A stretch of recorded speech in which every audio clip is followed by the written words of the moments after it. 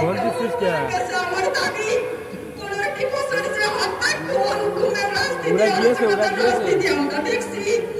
আমরা এই বিএনপি সরকারের আমলে এই রাজনীতি আমরা দেখতে চাই না।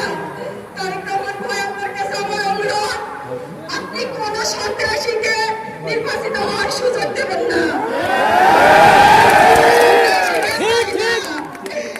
এই মানুষগুলোকে কেন হত্যা করছে, আপনি এর সঠিক বিচারের জন্য আপনি ব্যবস্থা নেবেন। আমি এগুলো আমার বক্তব্য শেষ করছি।